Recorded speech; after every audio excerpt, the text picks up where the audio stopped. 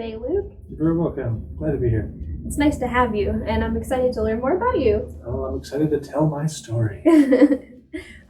So I like to start at the beginning. Are you from this area originally?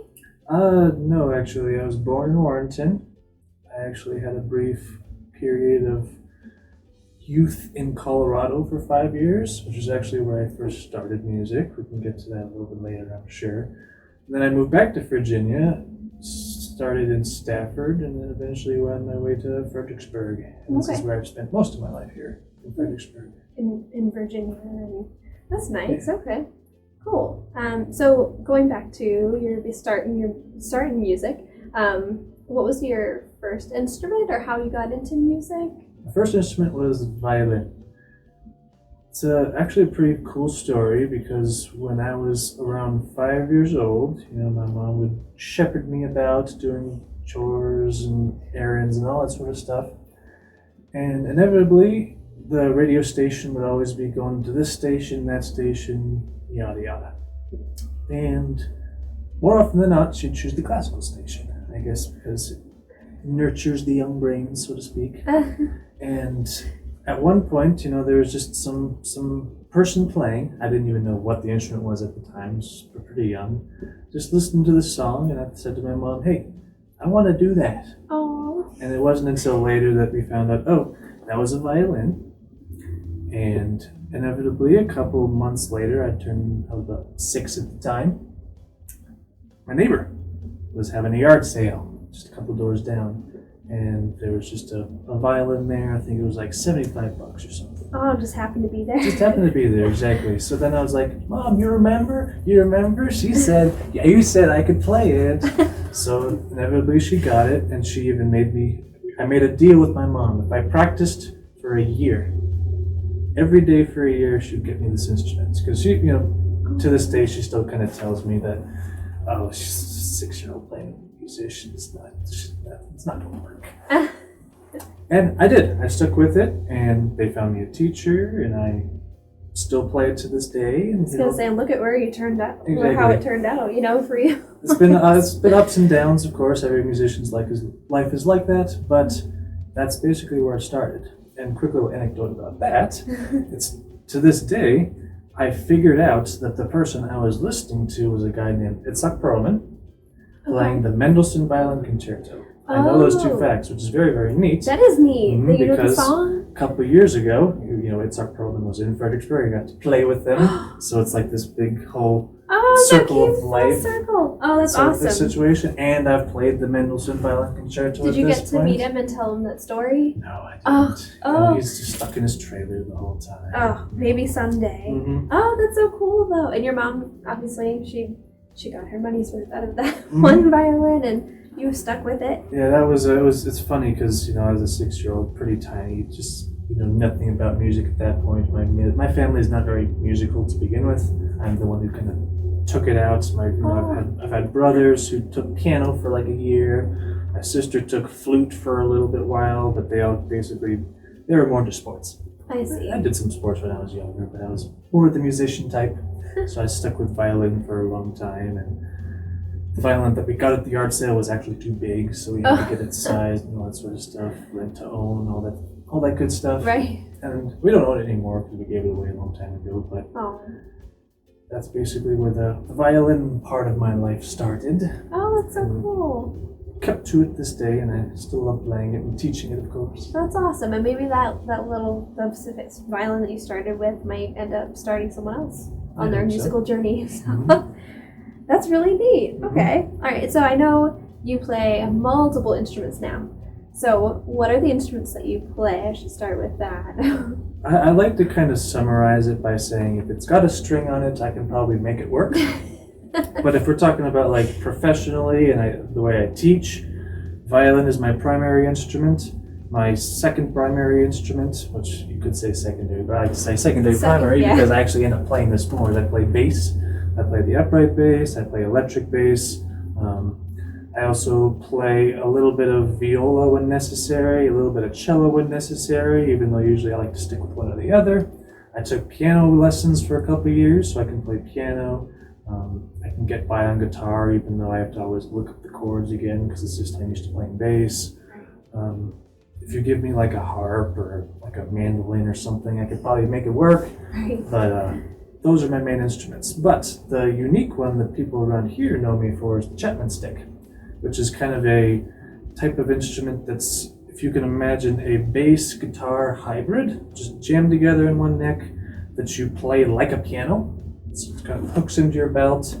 You tap on the strings like this. You play both hands at once. It kind of makes it literally sounds like a guitar, but you're playing two parts at once. Like if you ever look at old rock videos of people going like, okay. It's basically dedicated to that, but a lot more artistic, so to speak. I see, but it actually clips onto your belt and hooks on? Mm-hmm. All right. Because the instrument itself is only like 10 pounds, 12 pounds, something like that, which is not much, but of course you hold that up for a long time, it can get tiring. Yeah. So it's got a hook literally built into the instrument that hooks into your belt. So you can just basically play it forever because it's just being held up by your waist. And so it's a Chapman stick, but it actually looks like a stick, right? Isn't it just exactly. like one piece? It's unique because, if you look at almost any instrument, it's got a body and it's got a neck. The stick does not have a body at all. It is literally just a neck. It is an electronic instrument, so you have to have it plugged in. There are no acoustic instruments for the stick, unfortunately. But that being said, it's got a lot of possibilities because of that. That is really cool, yeah. And once again, I'm the only person in the area who has one. You have to go to Charlottesville to find the next person. Oh wow! Oh my goodness. Because in the world, there's only like 6,000 plus or so. And we have you right here. Yeah. Because there's just one maker in the world. He's over in California. He orders them, makes them specialty. So you had to have like a special order. Yeah. Took a couple months of waiting, but if you're into getting the high quality instruments, you're used to that. That's so neat. Oh my goodness. And then, so with your Chapman Stick, you do have an album, right? Yeah. About 6 years ago at this point. Because I've been playing Chapman Stick for about 8 years at this point.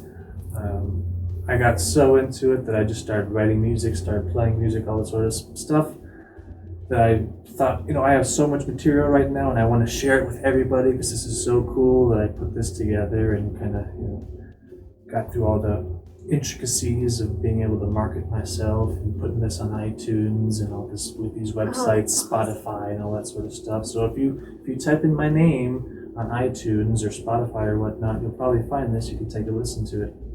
And it's all 100% original material. Solo Chapman Stick. That's great. Yeah, do they, I know you said you wrote your own music, but do they even have music already? Technically, yes. It's a bit of a odd situation because it's a hybrid of three systems. It uses your traditional notation system. So it reads similar to a piano, and it's got the treble clef and the bass clef. It also shares a little bit of tablature. I'm not sure if you're familiar with tablature, but it's basically for guitar players. If you're looking at it, it shows you your 4 strings, and it says stuff like 13, 14, 15, which kind of links to a certain fret. So underneath the standard notation, it's got like 13, 14, which tells you that this C and E needs to be played with these 2 frets. And then on top of that, if you look at the 10 lines of the staff, treble clef and bass clef, it's got one of the lines highlighted to tell you the string you're supposed to play. Oh, okay. So it literally takes all 3 systems and does it all at once. Just and kind of translates to its own, we call it staff tab. Wow, that is It's very weird to read, especially if you don't play Chapman Stick. I can imagine. Because the unique thing about the Chapman Stick is, this is getting a little technical, but if you look at a piano, most of the chords you play on a piano are what's called closed voice chords. So you got your C, your E, and your G right there. The Chapman Stick cannot do that because of the way the Chapman Stick is tuned. The Chapman Stick is tuned in fifths in bass and fourths in the melody side, in the treble clef. So because of that, if you want to play a closed voice chord, you have to do like something like that. And that eliminates the unique aspect of being able to play 2 hands at once. So their solution is, because it's tuned so spread out, is every single chord you want to play is open voiced. So you take that same C, E, G, eliminate the C, put it up here, and that's how the Chapman Stick plays by default. I see, okay. So automatically, you have lots of cool voicing options because of that. Yeah, that's really interesting. Mm-hmm. Oh my goodness, I never would have known. This is great. Mm-hmm. So going back to, you wrote your own music for it. Do you have any specific things that inspired you for your music? Oh yeah. In fact, let me give you a little overview of why I learned the bass and why I learned the Chapman Stick. The chapstick. People actually call it that, by the way. Really? Yeah. You play the chapstick? Yes, I do. That's great. But let's start with the Chapman Stick, because that one's actually a more interesting story. Back when I was 16, I think it was 16, it might have been 17.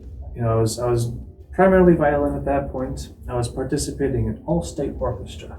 And it just so happens that the orchestra was being held in Charlottesville that year. Okay. So, usually with those all-state events, you have your rehearsal period, and then usually the first day or the second day, they have some kind of entertainment, concert or otherwise.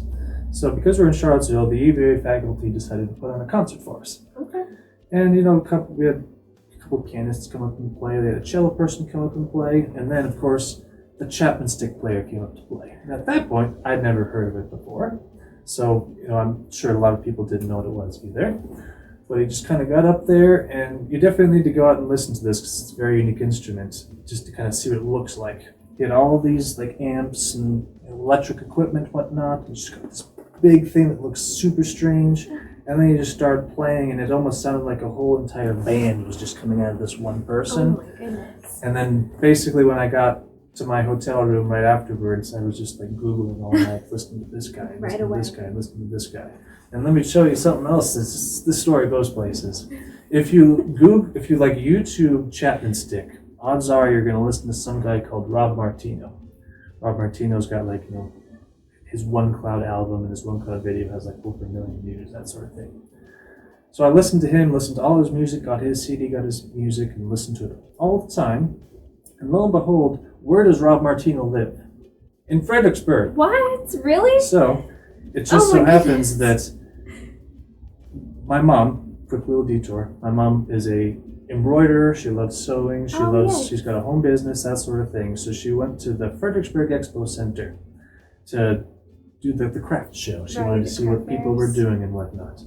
And I got a call from her one Saturday saying, Luke, you're not going to guess who's playing background music at the at the craft show.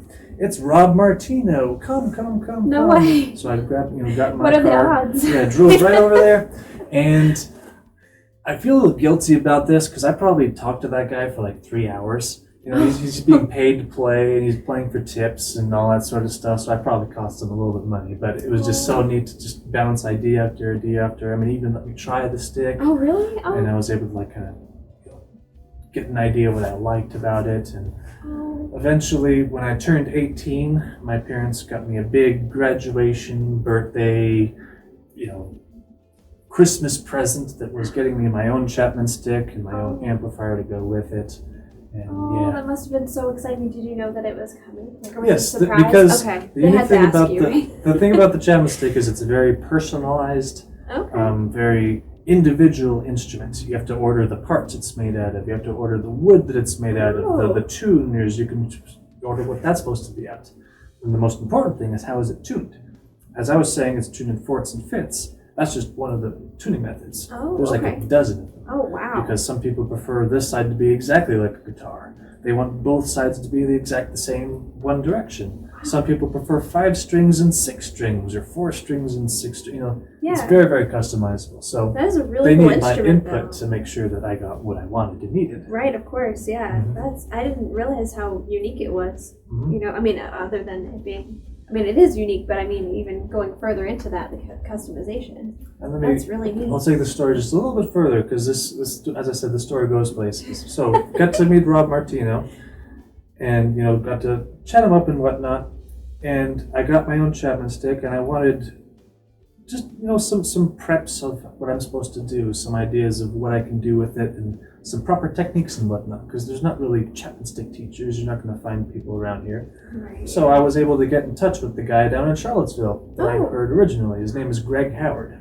And it just so happens that he's like the East Coast representative for the Chapman Stick people as well. Oh my gosh. So... Is there like an organization of Chapman Stick people too? Or not really. It's side just question. like an online community, that sort of thing. So I feel like you should have one though. That would be really neat. Mm-hmm. So we have like a forum you can join and ask questions, That's and all that awesome. sort of stuff. So he has like a bunch of tutorial educational videos online that I was able to watch and get an idea of how to start and whatnot. And then eventually, you know, I was able to even get in touch with Rob to get some ideas on how to make the album to begin with, because, you know, he was my main inspiration.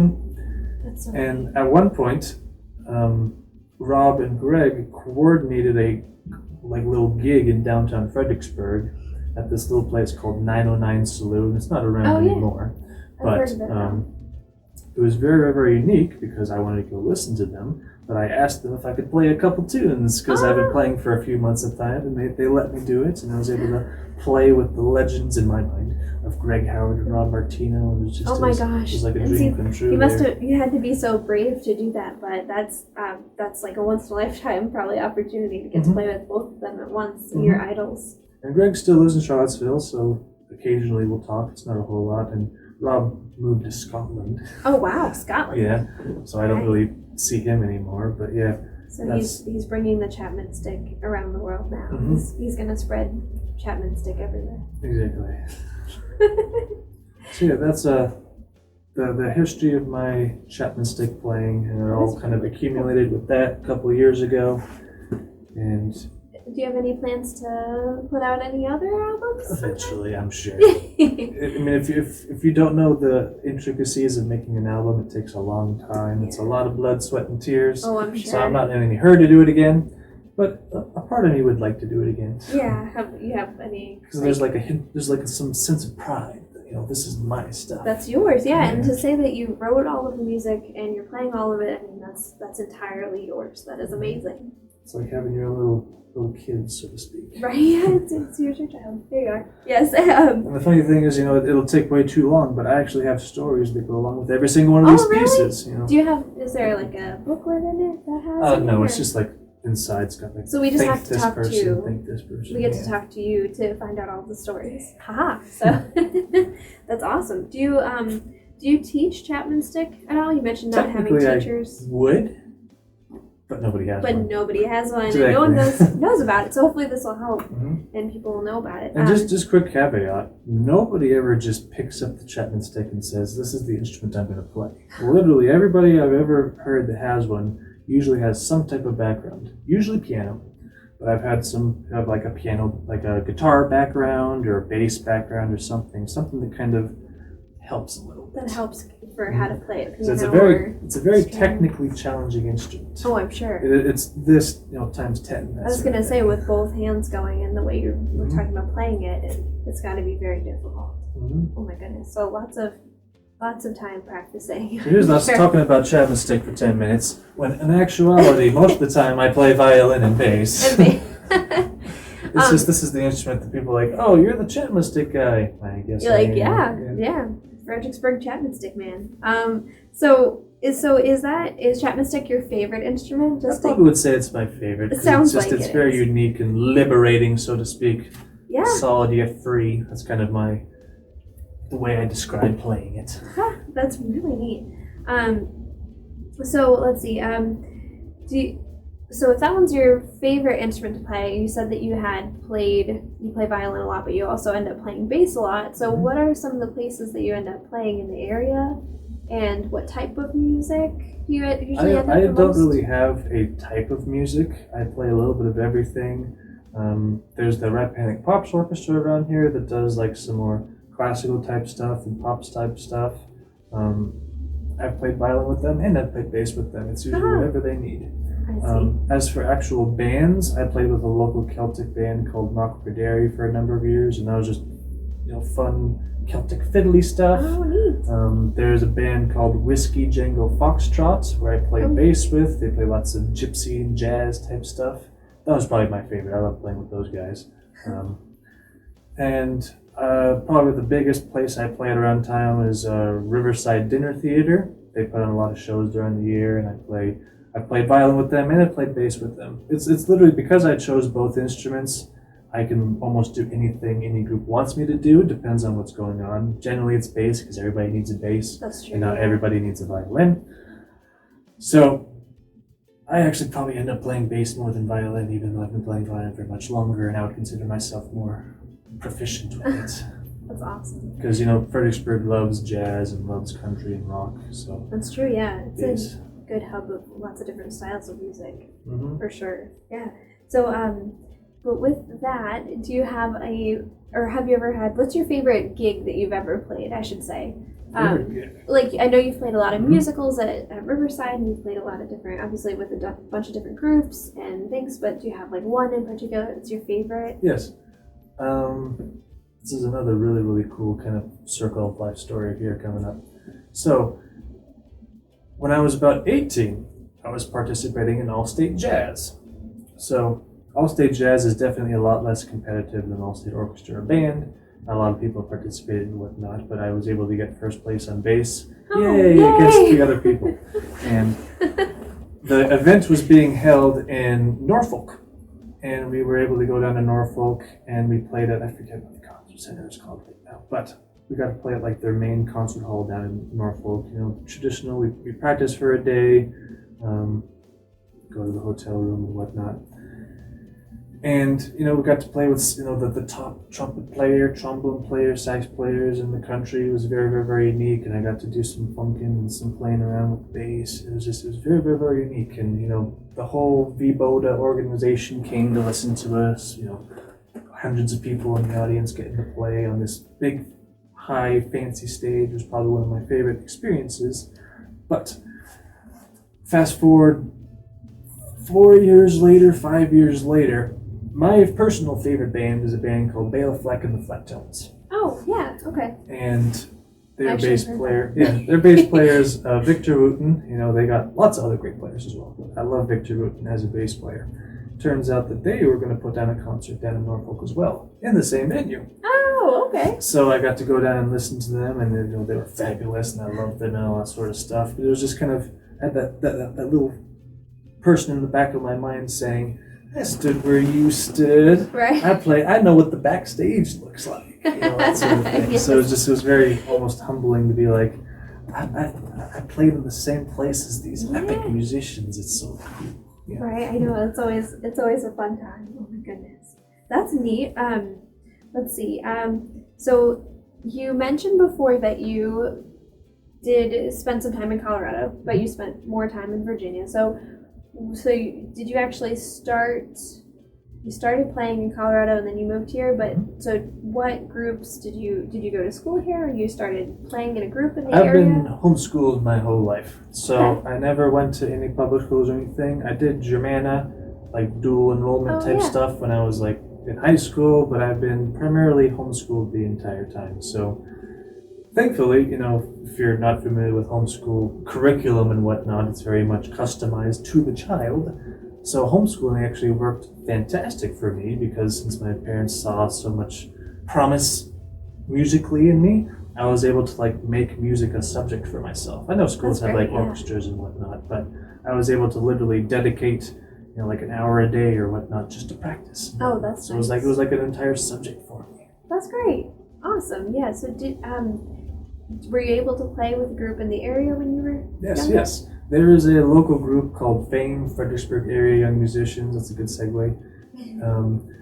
And I was part of FAME for not its inception year, but basically, I can't remember if it's the second or third year afterwards. And it's just a great little hub of musicians for homeschoolers to be able to play together, because homeschoolers aren't able to participate in things like all county and whatnot. We weren't able to, I wasn't able to play with other people, but this was kind of great for the homeschoolers to be able to do that. And it's definitely grown a whole lot over the years. Like, I remember 2 or 3 years ago, pre-COVID, we would have 300 people at the organization, 300 plus people and whatnot. And it's got, I was with them for probably 6 or 7 years, all the way through my teen years. And after college, I was able to come back and teach there as well. So it's just very nice to be able to give back as much as I receive, because the director, Amy Shirk, is one of the coolest directors around, and she was making it possible for a homeschooler like me to be able to do things like all regional and all county. Yeah, and it's great because we know FAME too. It's been nice, the kids starting out and they're homeschooled and they're like, I don't know what I can do. I can't play anywhere. And we're like, oh, we know this place. We can play with FAME. But it's wonderful that you were able to start there and then, like you said, come full circle. You get to give back and teach there. That's great. Oh yeah, definitely. It's always a tough thing when you're teaching kids and they want to start playing with other people, other groups and whatnot, and it's so limited to just like your school. Back in the day when I was a kid, we had the RYS, which was like the Rappahannock Youth Symphony, which isn't around anymore, sadly. But it's always, I always have trouble coming up with activities for my students to come with outside of lessons. Right. Yeah. Because you have to like almost go searching for your own friends or whatnot and put on duets and trios and whatnot. Yeah, that's true. Yeah, but that's great. And let's see. So, how long have you been teaching? I would say, because I know you talked about starting at Fame, but you teach private lessons here and other places too in the area. But so, about how long have you been doing? I started teaching when I was around 15, actually. So I guess 12 years at this point. Oh wow! At that point, I wasn't like teaching anywhere other than my mom put in like a little sentence in an email to my neighborhood. Saying, hey, my kid is going to do it for cheap. I think I charged like $15 a lesson, something really ridiculous. You have to get your start somewhere, right? Yeah, because I was just young, and I got like 2 students over that year. Oh, that's cool. kind of where I started, and it's good I started so young because I got to make all the mistakes then, so I don't make as many now. Right. Didn't screw up as many people as I could have. No, you're a great teacher. We're lucky to have you here, so thank you for that. All the kiddos, they love you too. But do you have a favorite instrument that you like to teach more than others? Because I know you have a lot of violin kids. I do teach primarily violin, and I enjoy teaching violin, but if I had to say my favorite thing to actually teach is probably specifically jazz bass. Oh, okay. Because the amount of creativity and the amount of variety you have just in that one subject alone just makes me feel like I get to teach something unique and different every single time. Yeah. Versus, when you're teaching beginning violin, usually you stick with one curriculum, another curriculum, and it's the same for most people. Some variations, but specifically when you're talking about jazz bass, there's just try this, what works, what doesn't. Right, It's like you're playing in your lessons. It's like I can imagine if you ever got to teach Chapman Stick lessons, I can imagine that being just a fun experience because, like you said, there's so much you can do with it.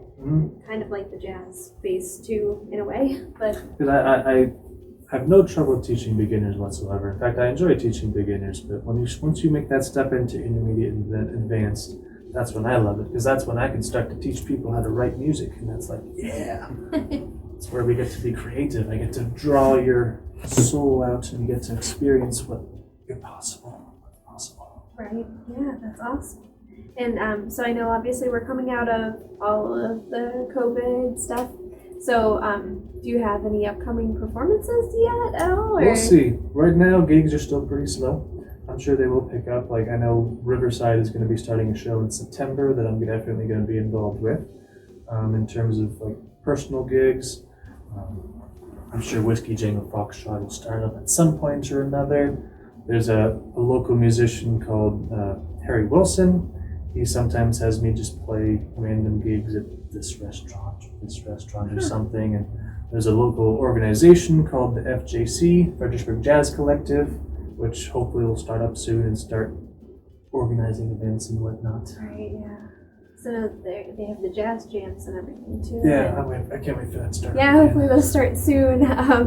Yeah, and then so complete side note, but I know you did start learning how to fly too during COVID. So I know that's a cool tidbit about Luke. We had our alone time at home, so I'm sure some people picked up their own hobbies. I decided to do something a little bit bigger, and I'm starting to learn to fly. At this point of recording, I'm at like 45 hours or something like that, so I'm coming close to being able to get the license. And That's so neat. It's also interesting because as a teacher teaching music, sometimes it can be a little tough to put yourself in their shoes and remember how hard this can actually be. Oh yeah. Because I can just go. But, doing something as tough as flying, I was able to kind of humble myself because I have no natural talent. That's all. I had to learn it. I had to read about it. I had to practice it. So, yeah, I had to put myself in those beginner shoes. Right, yeah. And then flying, that must be terrifying, really terrifying but fun, I'm sure. Oh, yeah. My goodness. Doing the first solo flight is very soul-shaking. Oh, I am sure. threateningly fun. Yeah, so you have to be brave for that too, like you were when you were performing too, I'm sure. Oh my goodness. Well, That's a fun question I always love to. When students ask me, "Do you ever get nervous?" Nah, not anymore. Not anymore. You're used to it, right? Oh goodness. Well, is there anything else that you'd like to add? Do you have any other neat stories for us? I'm sure I do. I just can't think of them right now. We can do a Luke interview part 2 later. We have more stories, I'm sure. But thank you so much for joining us today. Very welcome. This was great. I learned so much about Chapman Stick and your life. I had no idea. This is great. Yep. So look up my album, "So I Did Free" by Luke Gray. I do have a website, lukecgray.com. You can take a look at it. I haven't updated it in a while because I'm COVID lazy that way, but you can find links and biographies and whatnot, pictures. Yeah.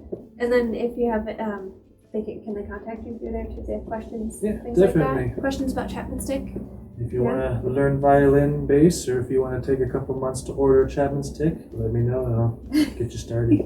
Awesome. Thank you so much. This is great. Yeah, fun. Thanks.